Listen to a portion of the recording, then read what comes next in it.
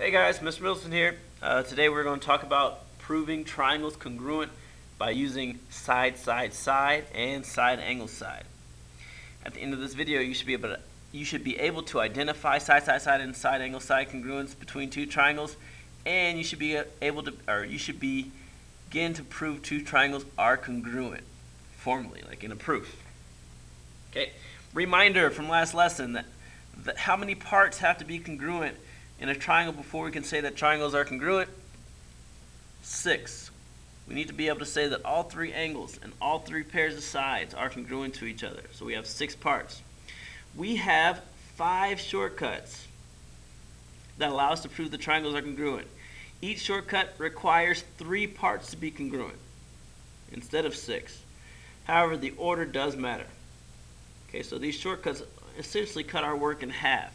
Instead of having to show that 6 things are congruent, which we really can't do all 6 unless we have a lot of information given to us, we'll find a way to cut that down a little bit.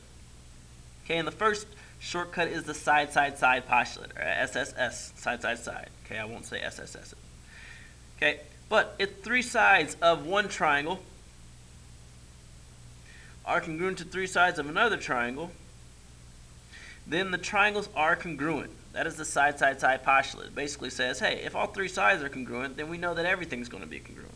So we don't need to prove the angles. If I show you that all 3 sides are congruent, I don't need to show you that all 3 angles are congruent. The side angle side postulate says if 2 sides and the included angle, and we'll talk about what that means in a second, of one of the triangles are congruent to 2 sides and the included angle of another triangle, then the triangles are congruent. Straighten that out a little bit. Alright, so here, let's talk about what included means. Included angle means it's going to be in between the 2 sides that we mark. Okay, it's going to be in between, locked in. So, let's name the included angle in these. For this triangle, we have HY and HD. They're marked. So our included angle is going to be the angle between those 2 sides. Okay, or made up of those 2 sides. So which angle is made up by HY and DH? Well, it's this angle, angle H. So angle H is the included angle. In B, we aren't really given 2 sides to begin with, but we can work with that. In B, we have 2 triangles. If you look at them, we have triangle FKL, and we have triangle FGK. FKL, KFG, probably. But we have these 2 triangles. We have these parallel signs. And remember I told you that anytime you see parallel lines, your first thought needs to go to corresponding angles. Same side interior angles, alternate interior angles. Okay, so make sure you're still on that track. But to start off with, I see FK. FK is in both triangles. It's in this one and this one. It's a shared side. And so I know that FK is congruent to itself. So I'm going to mark it. Even though it's one side, I'm going to mark it because seeing the markings helps me to identify my shortcut a little bit faster, and it'll help you as well. Okay, and now I need to find out what my included angle would be. Remember, my included angle happens in between the 2 sides I have marked. So I have FK and FG marked. What angle is made up of those 2 sides?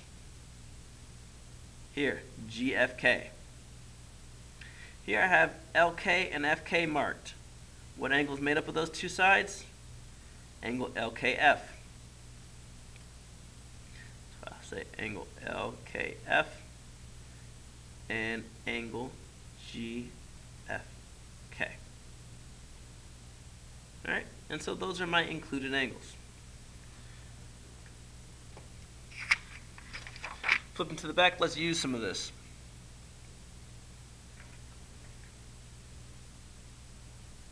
Alright. Can we conclude that the triangles are congruent? If so, give the congruent statement and justify. If not, tell what other information you need to prove that they're congruent. So we just have 2 shortcuts that we talked about, side, side, side, side angle, side. That's what we'll focus on in this video. And so we're given these 2 triangles with the markings. They're not asking us to write a proof or anything yet. But we know we should be looking for one of those shortcuts. So first things first, is it side, side, side? No. They gave us 2 sides, but not the third. Okay. is it side angle side? Because they gave us two sides and an angle. Is it side angle side though? No, because for side angle side we need to have an included angle, not just any angle. So in both of these we have W and R, but you'll see that, or you should see, that they are not the angle that's made up of our two marked sides. Our included angles would be V and T. See how those are made up of the sides? So can we say that these are congruent? The answer is no. What other information will we need? We need to know that angle T is congruent to angle V.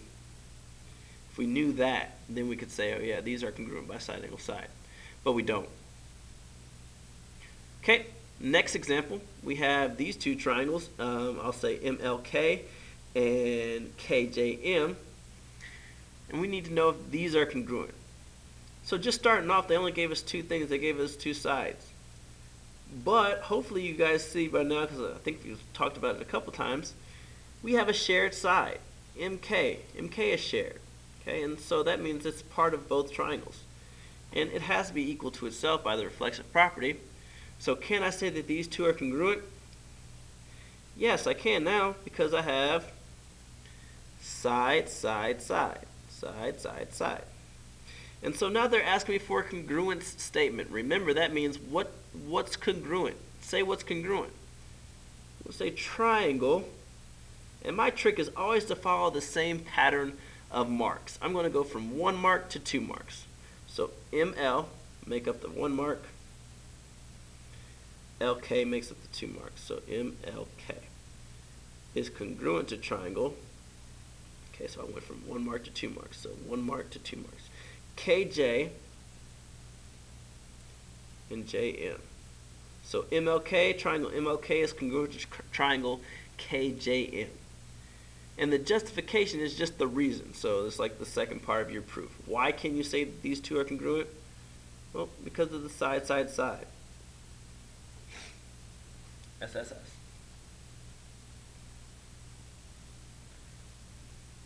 Alright, so a couple quick examples. Let's go into a full-blown proof.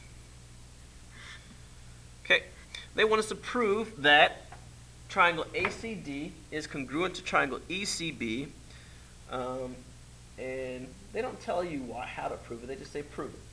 And so our given, what we'll start with in this situation, is that C is the midpoint of DB. Okay, and I use some abbreviations. Okay, C is the midpoint of DB. My reason for saying that is it was given to me, given information.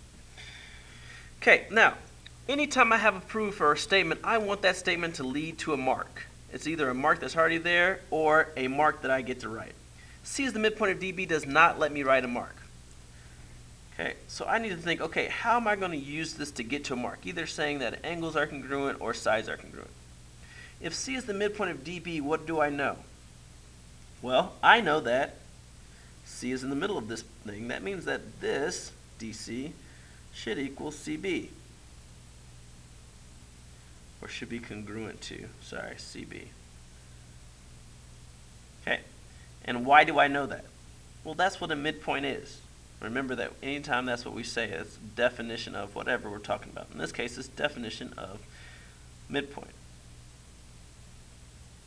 Okay, so I made my marking, so I feel pretty good about that. I can move on. Okay, my next thing, they gave me something else. It wasn't in the statement, but it was in the diagram. They told me that AC was congruent to CE. And that was given. Okay, and again, that was already marked for us, so I feel pretty good about that being one of the statements.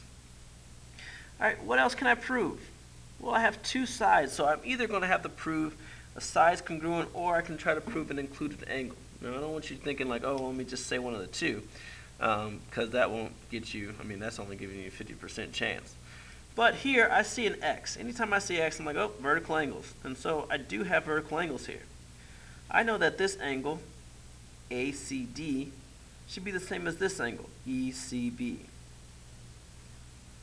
So angle ACD is congruent to angle ECB. Remember, I can't just say angle C is congruent to angle C because I don't know what angle I'm talking about. I could be talking about 4 different angles here, right? So I need to be really specific with that. And I know they're congruent because of the vertical angles theorem. Okay, that says that all vertical angles are congruent to each other. And so now I can say, hey, I got side angle side. So I'm at my proof. I can say triangle ACD is congruent to triangle ECB. And why can I say that? Side angle side. All right, and so that's the proof. We'll get into more of those as after the chapter gets to winding down. You guys will be masters at proofs. But at the end of this lesson, you should be able to use side, side, side. You should be able to use side angle side. You should be able to find out what information you need to prove a proof is congruent. And you should be introduced at least into proving triangles congruent formally. Okay? See ya.